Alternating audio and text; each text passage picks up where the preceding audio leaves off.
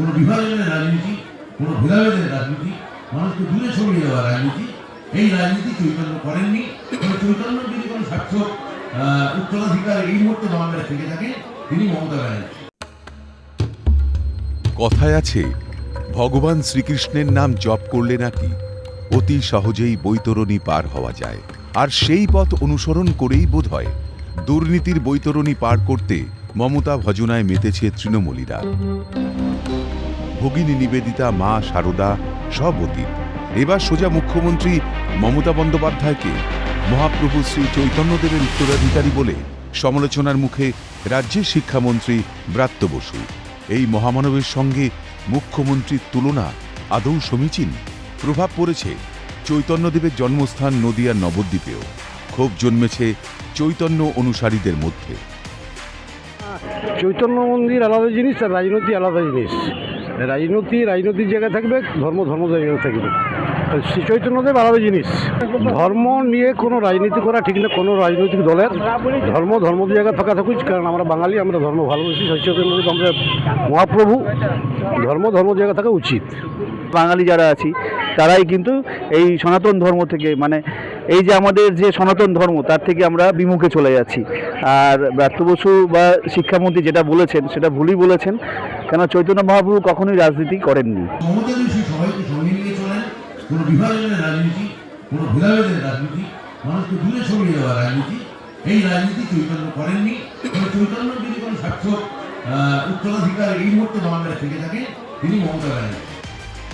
কোনো বিভাজন, ভেদাভেদের রাজনীতি, মানুষকে দূরে সরিয়ে দেওয়া রাজনীতি চৈতন্য করেননি। তাই নাকি চৈতন্যদেবের সার্থক উত্তরাধিকারী মুখ্যমন্ত্রী মমতা বন্দ্যোপাধ্যায়। লাগামহীন মন্তব্যে সমালোচনার মুখে রাজ্যের শিক্ষামন্ত্রী। এটা ব্যক্তিগত শিক্ষামন্ত্রী যেটা বলেছে সে বাংলাদেশে নবপ্রজন্মকে কিভাবে শিক্ষা দিয়ে IPS APS বানাবেন সেটা নিয়ে চিন্তা করুক। ধর্ম বিষয় নিয়ে আলোচনা না করাটাই ভালো। মহাপ্রভু স্বয়ং ভগবান, তো উনি মহাপ্রভুর সাথে যদি কোনো আমাদের মুখ্যমন্ত্রীর সাথে রাজনৈতিক বিষয় যদি উনি যদি এটা যদি কোনো তুলনা করে, তাহলে এটা গ্রহণযোগ্য না। তা আমি আশা করি উনি শাস্ত্র অধ্যয়ন করুক, উনি জানতে পারবে। এরকম একজন মাননীয় উনি একজন শিক্ষামন্ত্রী, উনি শিক্ষার বিষয়ে লোকেদেরকে কি বোঝাবে, এটা অ্যাকচুয়ালি ওনার একটু এই বিষয়ে একটু খুব বোঝাশোনা করে কথা বলা উচিত ছিল। আমি এটাই বলি। সনাতন ধর্মের প্রচারে নেমে আসমুদ্র হিমাচল ভারতবাসীকে কৃষ্ণ নামে মাতোয়ারা করেছিলেন চৈতন্যদেব। হিংসা, দেশ, জাতিভেদ ভুলে অহিংসার বাণী শুনিয়ে সকলের হৃদয় জয় করে বিশ্ব মানবতার ধর্ম প্রচার করেছিলেন। চৈতন্যকে নিয়ে রাজনীতি, মহাপ্রভুকেও রাজনীতির কাঠগড়ায় দাঁড় করালেন শিক্ষামন্ত্রী। সমালোচনায় মুখর মায়াপুর যোগপীঠের মহারাজও। সম্পূর্ণ ভুল। রাজনীতি সবচেয়ে শ্রেষ্ঠ নীতি হলো রাজনীতি, এটা অবশ্য সত্য। কিন্তু সেই নীতিটা যদি জনগণের জীবের জন্য যদি হয় তাহলে হবে। আর জনগণের জন্য কিছু করলাম না, জীবের জন্য কিছু করলাম না, খালি ভোগের জন্য করলাম, সেটা রাজনীতি নয়, সেটা হলো ভোগনীতি।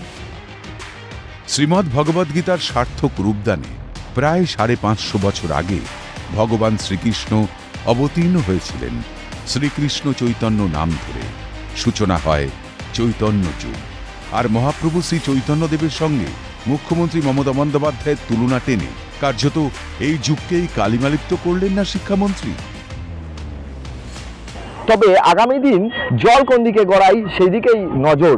নদিয়া থেকে প্রসেনজিৎ বিশ্বাস, ক্যালকাটা নিউজ।